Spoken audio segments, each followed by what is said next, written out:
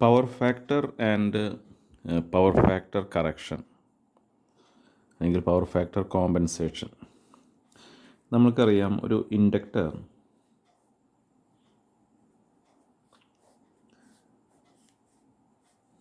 Air കോറാണ് inductor. നമ്മളൊരു alternating voltage apply ചെയ്ത് കഴിഞ്ഞാൽ ഒരു ഓൾട്ടർനേറ്റിംഗ് കറണ്ട് ഉണ്ടാവും. ഇവിടെ ഒരു ഓൾട്ടർനേറ്റിംഗ് മാഗ്നറ്റിക് ഫ്ലക്സ് ഉണ്ടാവും. ഈ ഓൾട്ടർനേറ്റിംഗ് മാഗ്നറ്റിക് ഫ്ലക്സ് കൊണ്ട് ഇവിടെ ഒരു ഇൻഡ്യൂസ്ഡ് EMF ഉണ്ടാവും. അത് അപ്ലൈഡ് അല്ലെങ്കിൽ ഈ ഫ്ലോ ഓഫ് കറണ്ടിനെ ഒപ്പോസ് ചെയ്യും. അതുകൊണ്ട് തന്നെ എപ്പോഴും ഇൻഡക്ടർ കൂടെയുള്ള കറണ്ട് IL എന്ന് പറഞ്ഞ current always lagging behind the applied voltage by 90 degree. അങ്ങനെയാണ്.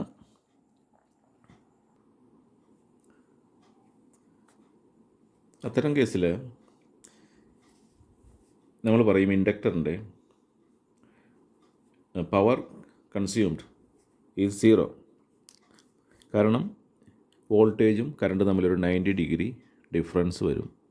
കോസ് 90 0 ആണ്. അപ്പോൾ VI കോസ് 90 0 ആയിട്ട് വരുന്നത് കാരണം ഇതിൽ പവർ കൺസംഷൻ 0 ആണ്. അതായത് നമ്മൾ പറയും ഇതിൻ്റെ പവർ ഫാക്ടർ 0 ആണ്. Cos theta is 0 because theta is 90 degree. പക്ഷേ ആക്ച്വൽ പ്രാക്ടിക്കൽ പർപ്പസിൽ ഒരിക്കലും ഇത് തീറ്റ 0 ആവില്ല, ലെസ് ദാൻ 0 ആയിരിക്കും. നമ്മളൊരു ട്രാൻസ്ഫോർമറിൻ്റെ ഒരു കേസ് എടുത്തു കഴിഞ്ഞാൽ ട്രാൻസ്ഫോർമറിൻ്റെ കോറാണ് പ്രൈമറി വൈൻഡിങ്. ഇതിലേക്ക് നമ്മൾ പ്രൈമറി വോൾട്ടേജ് കൊടുത്തു. സെക്കൻഡറി വൈൻഡിങ്, സെക്കൻഡറി നമ്മൾ ലോഡൊന്നും കണക്ട് ചെയ്തിട്ടില്ല. പ്രൈമറി വൈൻഡിങ് ഒരു കറണ്ട് ഫ്ലോ ചെയ്യും, ഓൾട്ടർനേറ്റിംഗ് ആണ്. ഒരു ഫ്ലക്സ് ഇതിൽ ഈ കോറിൽ ഉണ്ടാകുന്നുണ്ട്. ഈ ഫ്ലക്സ് ആണ് ഇവിടെ പ്രൈമറിയിൽ ഒരു ഇൻഡ്യൂസ്ഡ് വോൾട്ടേജ് ഉണ്ടാകും. ഈ കറണ്ടിനെ ഒപ്പോസ് ചെയ്യും. ഈ കറണ്ട് ഇതിൻ്റെ ഈ പ്രൈമറി ഇമ്പിഡൻസ് വളരെ കൂടുതലായതുകൊണ്ട് തന്നെ ഈ കറണ്ട് ഞാൻ I0 എന്നിടാം. I0 എന്ന് പറഞ്ഞ കറണ്ട് വളരെ കുറവായിരിക്കും, മാഗ്നിറ്റ്യൂഡ് വളരെ കുറവാണ്. ഇത് സപ്ലൈ വോൾട്ടേജ് VIനെ 90 ഡിഗ്രി ലാഗ് ചെയ്യും തിയററ്റിക്കലി. പക്ഷേ പ്രാക്ടിക്കലി 90 ഡിഗ്രി ഇല്ലെങ്കിലും നല്ലവണ്ണം അല്ലെങ്കിൽ ഞാൻ പറയും ഇതിൻ്റെ പവർ ഫാക്ടർ വളരെ കുറവായിരിക്കും. അപ്പോൾ transformer primary impedance no load കണ്ടീഷനിൽ പ്രൈമറി ഇമ്പിഡൻസ് വളരെ ഹൈ ആയിരിക്കും. അതുകൊണ്ട് തന്നെ പ്രൈമറി നോ ലോഡ് കറണ്ട് വളരെ ചെറുതായിരിക്കും. അത് പവർ വാല്യൂ നമ്മൾ പറയും. ട്രാൻസ്ഫോർമറിൻ്റെ no load power factor is very low ആയിരിക്കും, വളരെ ലോ ആയിരിക്കും. ഇത്തരം കണ്ടീഷനിൽ നമ്മളിപ്പോൾ ഇവിടെ ഈ സെക്കൻഡറിയിൽ ഒരു കപ്പാസിറ്റർ കണക്ട് ചെയ്യുക. ഒരു കപ്പാസിറ്റർ ഈ മാതിരി കണക്ട് ചെയ്ത് കഴിഞ്ഞാൽ ദിസ് ഈസ് C. അപ്പോൾ നമ്മൾ പ്രൈമറി വോൾട്ടേജ് അപ്ലൈ ചെയ്ത് കഴിഞ്ഞാൽ സെക്കൻഡറിയിൽ ഇൻഡ്യൂസ്ഡ് EMF ഉണ്ടാവും. ഈ കപ്പാസിറ്റർ ചാർജ് ചെയ്യും. കപ്പാസിറ്റർ ചാർജ് ചെയ്ത് കഴിഞ്ഞാൽ പിന്നീട് അതിന് സെക്കൻഡറി വൈൻഡിങ്ങിലേക്കാണ് അത് ഡിസ്ചാർജ് ചെയ്യുക. അപ്പോൾ കപ്പാസിറ്റർ സെക്കൻഡറി വൈൻഡിങ്ങിലേക്ക് ഡിസ്ചാർജ് ചെയ്യുമ്പോൾ ഇതിലൊരു കറണ്ട് ഉണ്ടാകുന്നുണ്ട്. അത് കപ്പാസിറ്ററിൻ്റെ ഡിസ്ചാർജിങ് കറണ്ടാണ്. ഇനി ഈ കപ്പാസിറ്ററിൻ്റെ ഡിസ്ചാർജിങ് കറണ്ടാണ് ഈ കോറിൽ മാഗ്നറ്റിക് ഫ്ലക്സ് ഉണ്ടാക്കാൻ പോകുന്നത്. പ്രൈമറി അപ്ലൈഡ് വോൾട്ടേജ് അല്ല.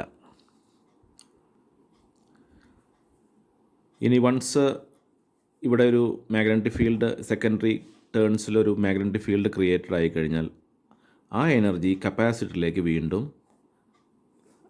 ഫ്ലോ ചെയ്യും. കപ്പാസിറ്റർ വീണ്ടും ചാർജ് ചെയ്യും. കപ്പാസിറ്റർ ഡിസ്ചാർജ് ചെയ്യും.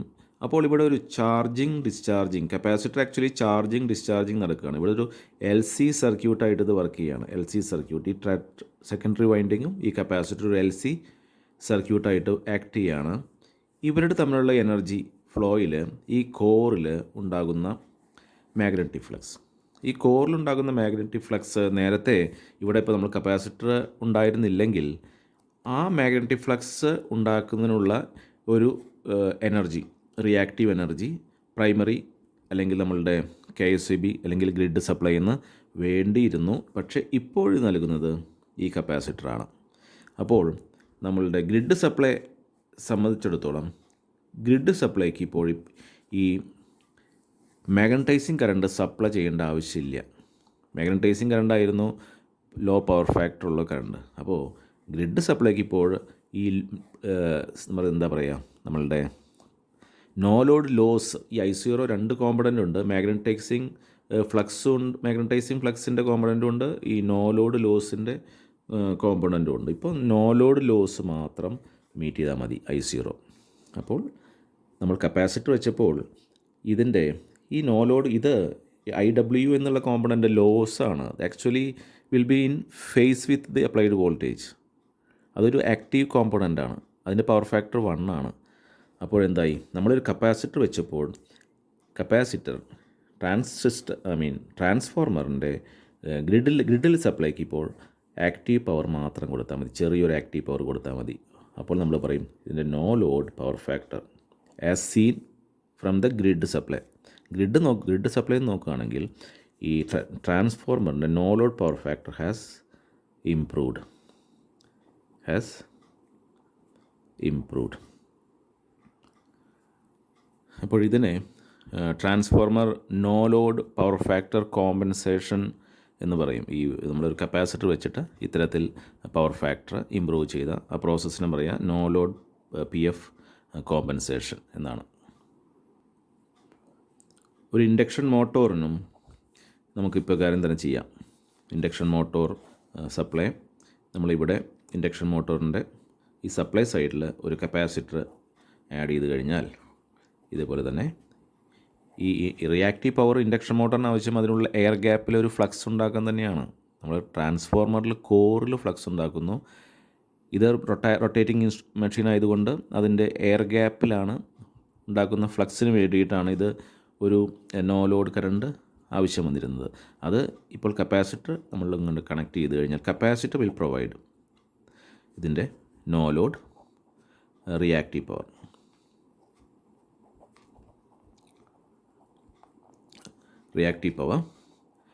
കപ്പാസിറ്ററാണ് കൊടുക്കുന്നത്. അപ്പോൾ ഈ ഗ്രിഡ്, അതായത് സോഴ്സിനെ സംബന്ധിച്ചിടത്തോളം ഇപ്പോൾ ഇതിൻ്റെ as a unit motor plus capacitor ഒരു കോമ്പിനേഷനായിട്ട് വരുമ്പോൾ അതിൻ്റെ power factor has improved very much.